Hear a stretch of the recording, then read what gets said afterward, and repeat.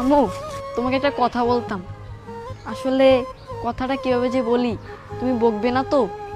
না বাবা, বকবো কেন? কি কথা বলো।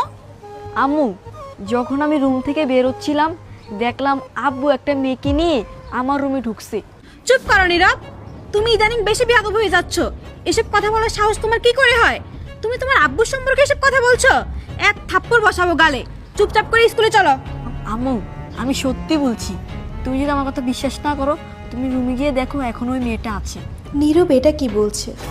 জিসান একটা মেয়েকে নিয়ে বাসায় ঢুকেছে, কিন্তু কিভাবে সম্ভব? তার মানে কি জিসান আমাকে ঠকাচ্ছে? না না, আমার মাথা কাজ করছে না। কি হচ্ছে এসব আমার সাথে?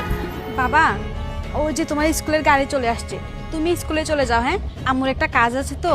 আচ্ছা ঠিক আছে মা। যাও।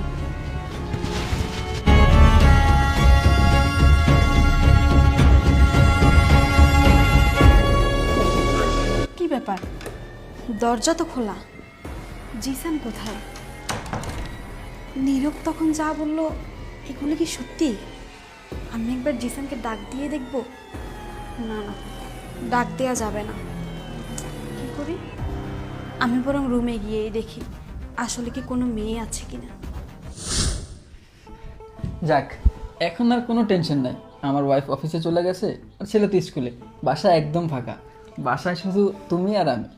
তা তো বুঝলাম, কিন্তু দেখো আমার না এভাবে লুকোচুরি করে আসতে আর ভালো লাগে না। আচ্ছা, তুমি আমাকে একটা সত্যি কথা বলবা? কি কথা বলো? তুমি কি আমাকে সত্যি বিয়ে করবা, নাকি তুমি আমার সাথে টাইম পাস করতেছো?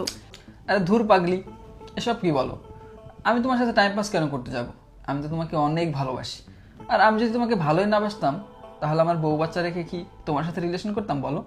আর তুমি তো জানোই, তোমাকে একদিন